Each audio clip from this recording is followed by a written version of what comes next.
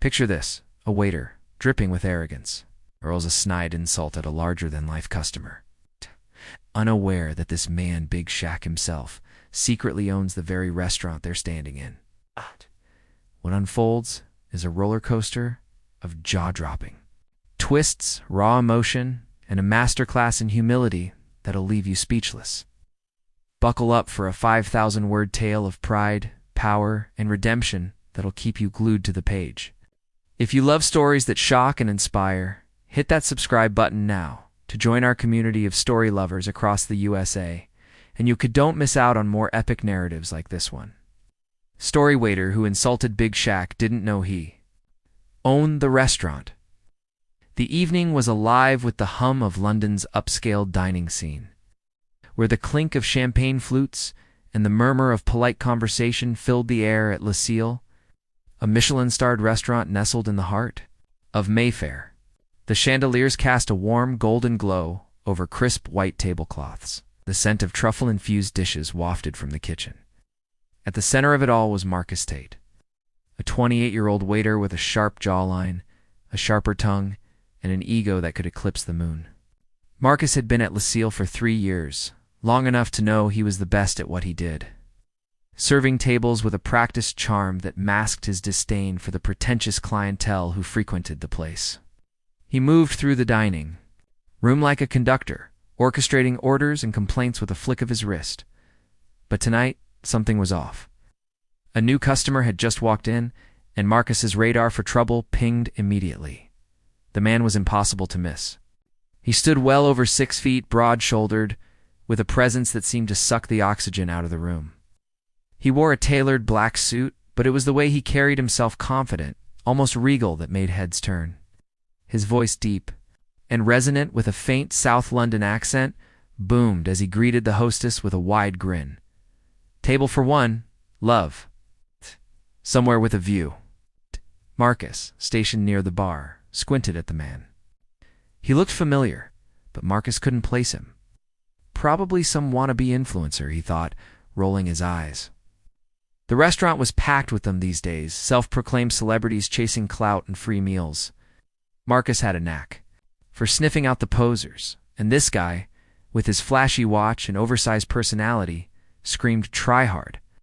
The hostess led the man to a prime table by the floor-to-ceiling windows overlooking the glittering cityscape. Marcus sauntered over, his polished shoes clicking against the marble floor, menu in hand. He sized up the customer as he approached. The man was scrolling through his phone, chuckling at something, his gold chain glinting under the chandelier light. Marcus cleared his throat. "Good evening, sir. I'm Marcus, your server tonight. May I start you with something to drink?" His tone was professional, but there was a subtle edge to it, a hint of condescension he couldn't quite mask. The man looked up, his eyes sharp and assessing. "Yo, Marcus, my man. Let's keep it simple. Sparkling water, lemon on the side, and bring me the chef's special. Yeah?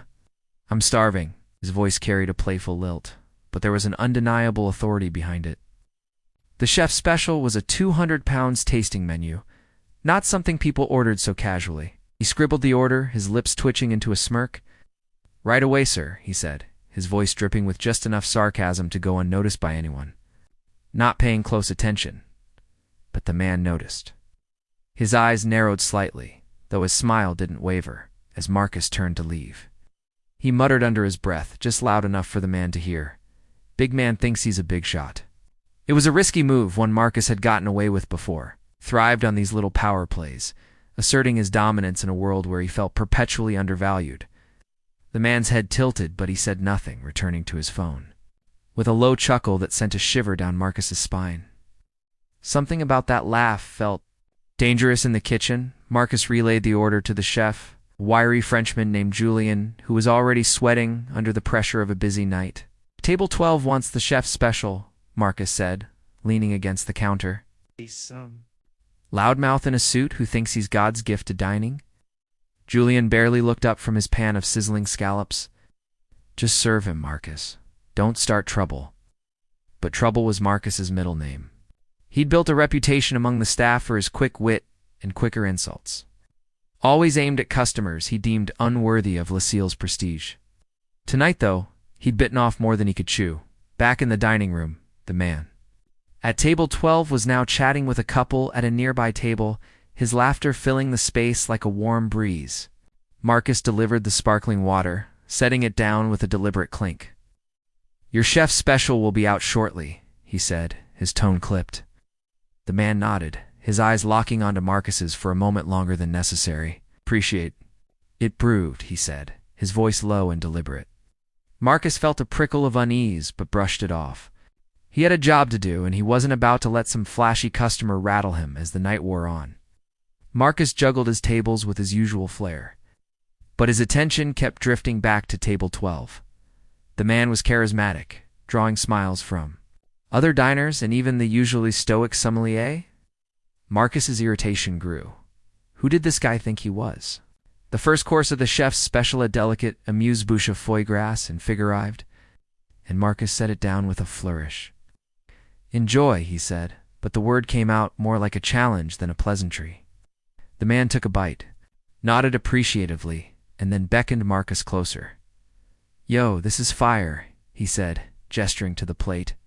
"But let's talk. Yeah, you've been giving me attitude since I walked in. What's good?"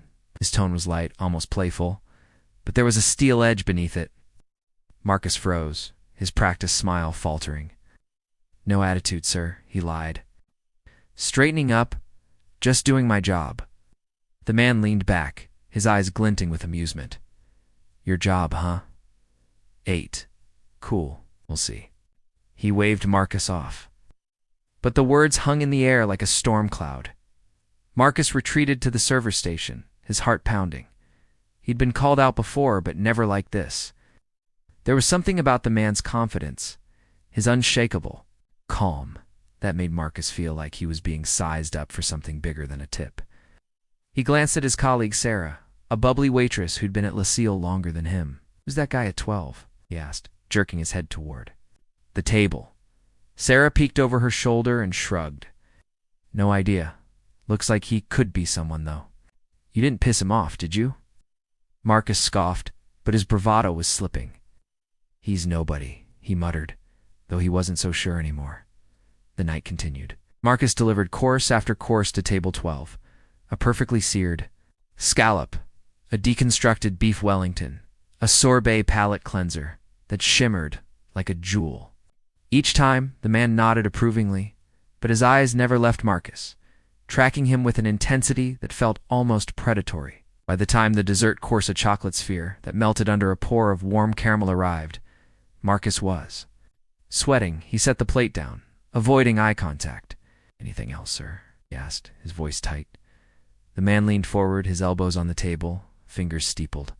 "Yeah, Marcus, I want you to tell me why you think it's okay to disrespect your customers."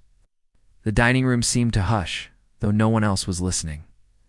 Marcus's mouth went dry. I don't know what you mean," he stammered. The man's smile widened, but it wasn't friendly. "Oh, you know that little comment earlier? Big man thinks he's a big shot. Ring any bells?"